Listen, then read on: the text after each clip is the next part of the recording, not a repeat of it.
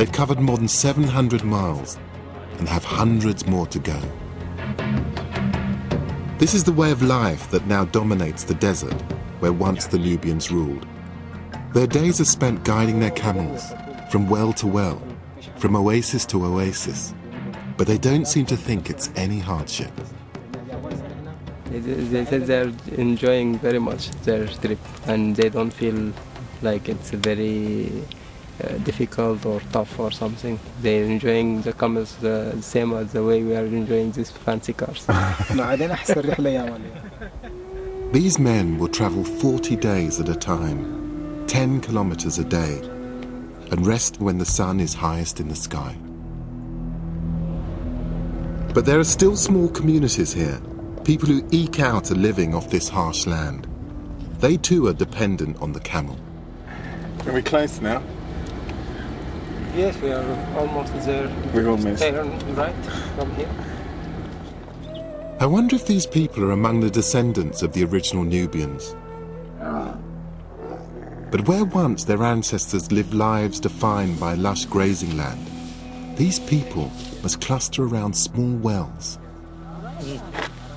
I can do the pulling, but there's something quite sophisticated going on with the wrists, which I think is probably avoiding it being tangled in this thing. Oh! What's that actually? Oh, in this is your well.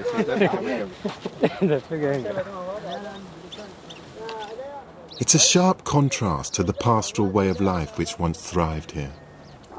And getting thirsty animals watered is laborious work. Wow. I imagine it's going to take about 10 of these to make any real decent sort of attempt on this. I imagine we've probably got our work cut out for the evening with this.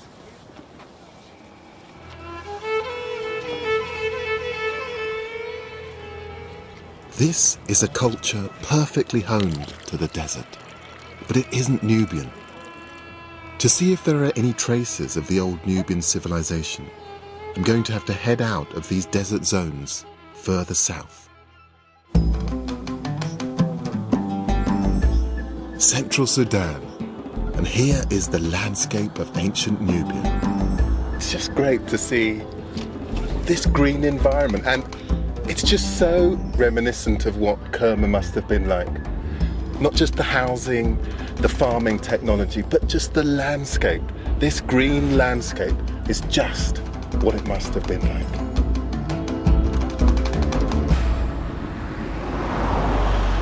"700 miles south of Kerma, the land that still enjoys regular rainfall is sought after by pastoral communities. And the frontier between desert and green continues to be a source of conflict, just as it was for Egyptians and Nubians 3,500 years ago. These are UN vehicles going off to Darfur. I mean, it's fascinating that the same sorts of issues of food, resources, of power are still, in a way, the dynamic thing that infuses this landscape even today.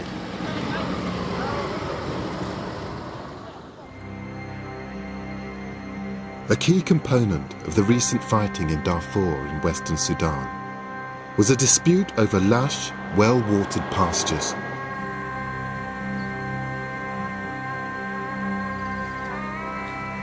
The same issues were a factor in the deadly civil war that engulfed southern Sudan for over 20 years.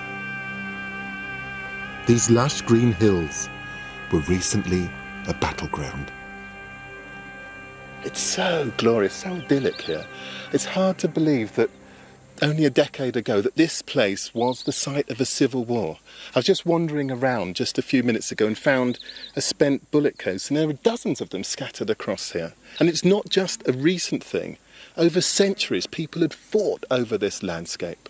And in a sense, the history, the story that we're telling, is of that being replayed over centuries and centuries.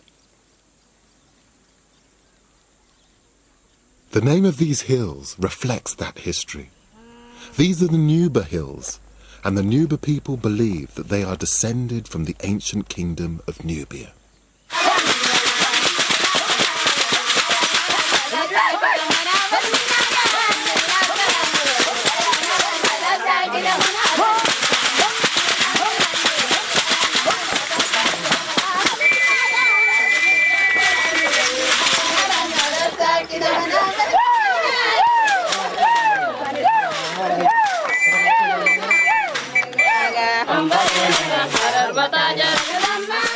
I've come here with Shaza Rahal, educated in Britain, but a member of a traditional ruling family here.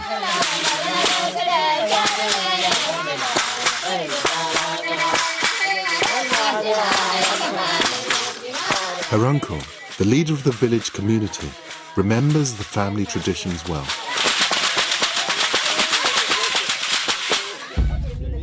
أنا اسمي محمود إبراهيم تولي. تولي ده جد جاي. He comes from a royal family. They arrived many years ago. And many years ago, how many years might that be? قبال كم سنة لمن ده حصل؟ الكلام ده يعني الحروب بتاع This is roughly around 300 years ago. Their tradition says that they originally came from an area near Merowe, that ancient Nubian city, more than 500 miles away. I'm really keen to find out if there is a connection between the people of this region, the Nuba, and ancient of Nubia. I'm just really keen if this very much living place has a connection with that old mythology. هم النوبيان في مصر أيوة. والنوبي في الشمال أيوة. والنوبة في الجبال أيوة. كلهم واحد اتفرقوا. They're all the same people. They just separated. So there's some that stayed in Egypt, some came to Sudan, and الباقي مشوا وين؟ الباقي فضلوا وين في مروي. في Merowe. The rest stayed in Merowe. The only difference between here and there, you will see, is the color of the skin. Really? But in terms of the language, it's the same. The traditions are the same.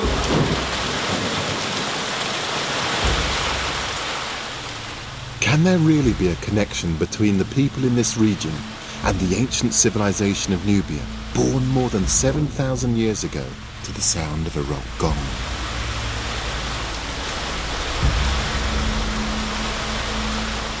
The extraordinary thing is that although we're miles from ancient Nubian lands, there do seem to be some echoes of those far-off times. Today the young men still compete in what has become their most famous sport, wrestling.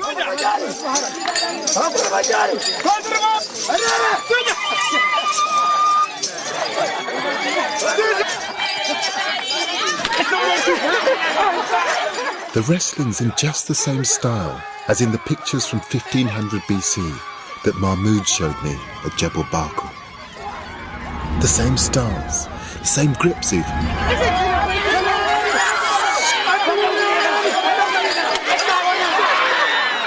Can I finally get to grips with this ancient civilization I've been searching for? I have to have a go.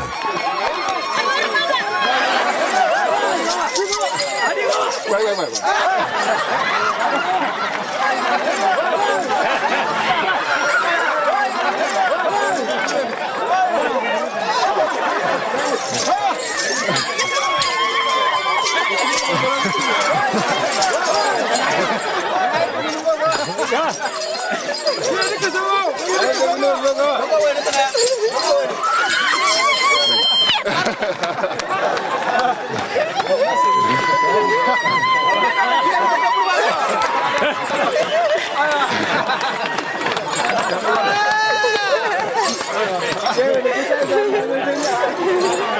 That's just amazing.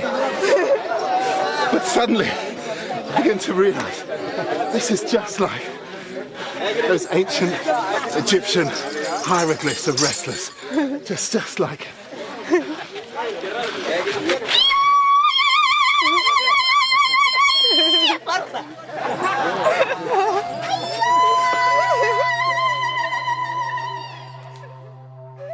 Of course, the similarities in style of their wrestling may be a coincidence. If there really is an inheritance from old Nubia, it should show up in more fundamental features of the Nuba way of life. Abdu, a cattle drover, certainly believes that the way of doing things hasn't changed in a long time. It has gone through tradition, through history, through family, and from an early age, everyone is allocated a certain number of cows. Oh, really? Yes. So that they can raise them, and they feed from them, like they use the milk from them to grow their children, and then they build on those. So obviously then the more cows you have, the more wealth you have. So cattle are absolutely integral to politics, to culture, to weaving the whole of this community together. Yes.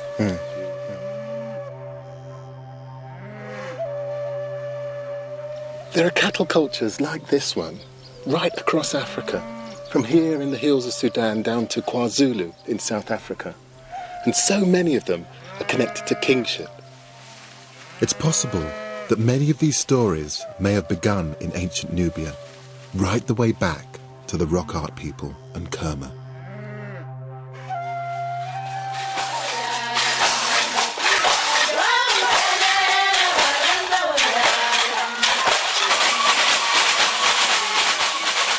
The Kambala is Nubia's most important dance.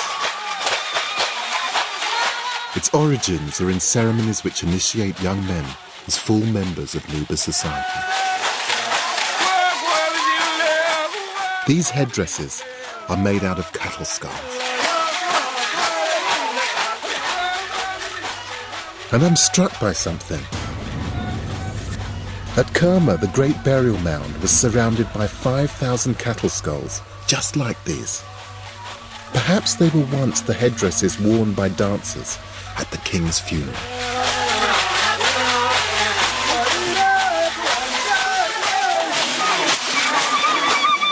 Who could fail to be convinced by this? I mean, this is those ancient Kerma cultures just brought to life. I mean, the cattle. I mean, you can just feel it. This is women singing about the cattle. This is men reliving those ancient traditions. This is absolutely everything that I've seen along the journey, but made it alive in this incredible dance. Are these people the descendants of that ancient kingdom? There seems to be an inheritance expressed in traditions about cattle, about wrestling, and in legends about an ancient homeland. Beyond that, it's difficult to be certain of the links between the people of Nuba and those of ancient Nubia. But such a connection would only be icing on the cake. The most important thing is the weight of evidence we now have the existence of Nubia as a remarkable, long-lasting, and indigenous kingdom. Nubia wasn't a barbarian wasteland on the fringes of civilization, as the Egyptians and Romans would have us believe. It was a real power, which developed independently and rivaled the pharaohs, a place with a distinctive way of life. In the end, it became a victim of climate change. But I think that Nubian ideas of power, wealth, and kingship continue to resonate in modern Africa.